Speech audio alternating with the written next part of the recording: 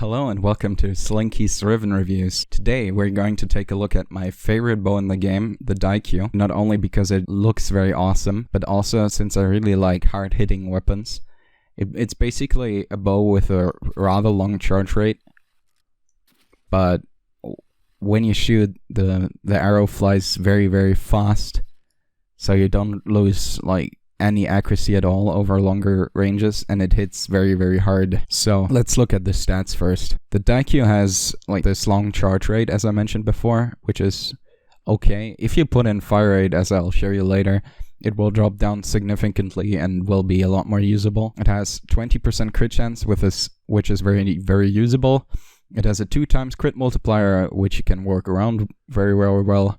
It's silent since it is a bow. It has 3 meters of innate punch through, which just feels amazing against crowds of enemies. A rather long reload for bows. 50% status chance, which makes you proc status every shot guaranteed with 260s. And it has a very evenly split IPS spread with slight weight more towards puncture. Usually, since they nerfed the already bad impact procs more, now they stagger enemies all over the place. People would think that you would want minus impact on here to get these impact staggers away, but this is actually not the case, because the Daikyu also has innate impact procs, which a lot of people don't know about. Even though it feels kind of sad, you need to opt for the puncture removal, which gives you a higher chance of proccing elementals in the end though. So let's look at the build. I have this Riven, Daikyu Akri Toxiata, which is damage, toxin, crit damage, minus puncture, which removes the puncture obviously completely.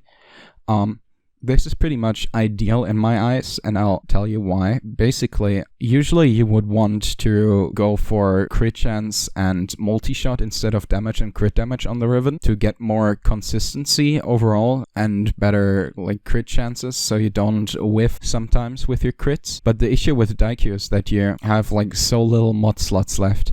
You want to run Bane, obviously, to increase the gas damage dramatically, and you also want to run the new mod Amalgam Daikyu Target Acquired, because this is pretty much insane in terms of damage increase. It adds 75% to headshot multiplier, which just increases the damage by a really, really huge amount. The rest of the build is obviously Split Chamber to get more multi-shot. If you had multi-shot on your Riven, you would drop Split Chamber for Serration, but since this is almost 200% damage and normal Split Chamber is only 165, you're gaining quite a lot more here as if you would drop Split Chamber. If you had multi-shot on the Riven, you would get a little bit more consistency, because you will be guaranteed to get at least 2 arrows out, but in the end you would lose on a lot of damage overall. Also, since I have crit damage, I'm able to drop Vital Sense. If you had crit chance on your Riven, you would need to drop Point Strike though, which would increase your crit chance by a slight margin up to 60%, 60-65%. It would drop your crit multiplier to 4.4 times, which is 0.7 times damage increase lost. The rest of the build is very self-explanatory. You have the 260s to get 100% status chance. The Toxin one gives you even more Toxin on there for more gas DOT.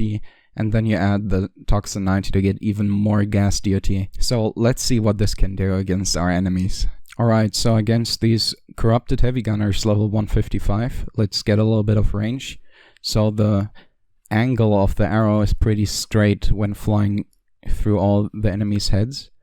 Let's aim for the head, and boom. I sadly didn't get a gas crit on the first one, but as you can see, I got on the last ones and they just die straight up.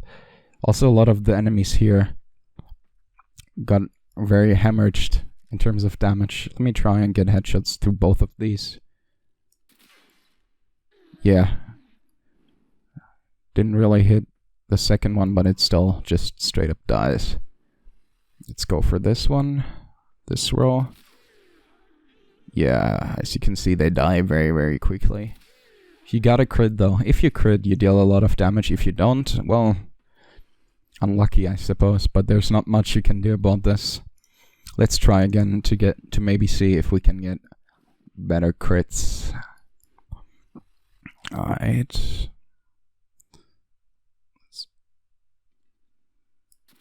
Yeah, as you can see, this time it worked out a lot more well.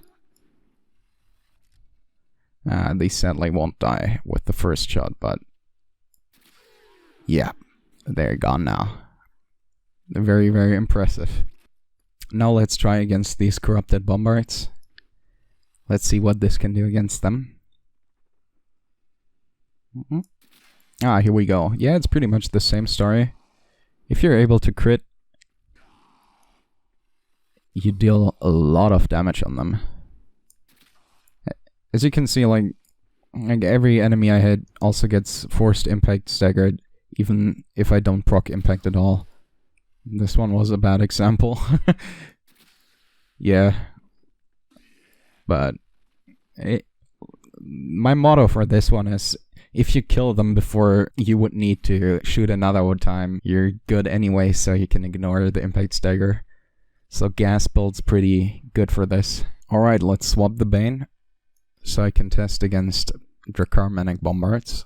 Alright, here we go, let's see what this can do.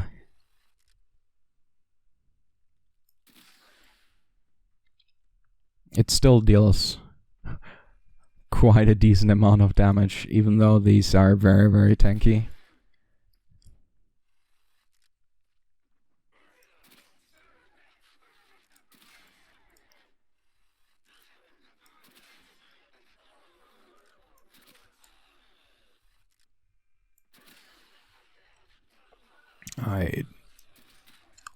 I didn't crit on this one.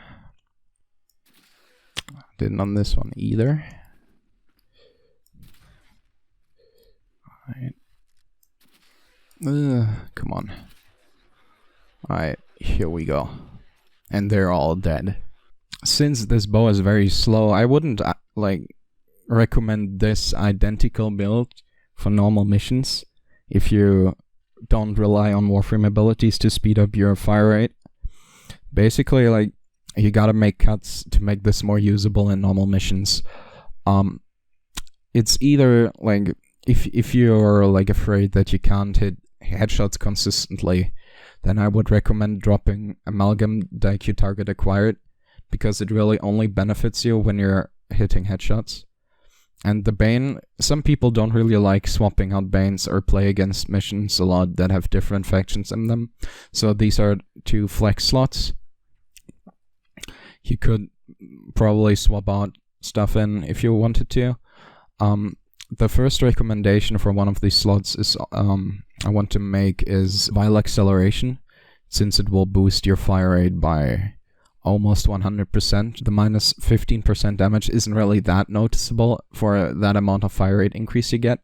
So let's swap this out. And if you're not really like a big fan of Banes, you can swap this out for something else as well. You could put in like Argon Scope, for example, to maybe get some more consistent crits overall. So this build is pretty usable. Let me show you how it feels. As you can see, it charges a lot faster, and it's probably more usable for normal missions.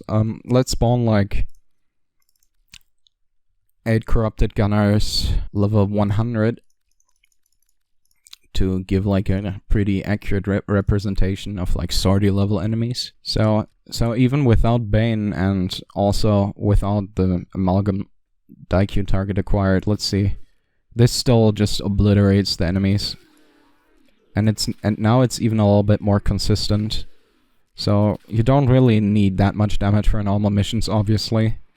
So you should rather opt for more consistency or whatever you like, more fire rate when going into normal missions. One thing I need to mention is that Daikyu also has this mod called Spring-Loaded Broadhead. It increases its damage by 40% if the target is away over 15 meters. Usually this is a mod that is very like considerable, because the 40% damage works like Prime Chamber and is a very good damage increase overall.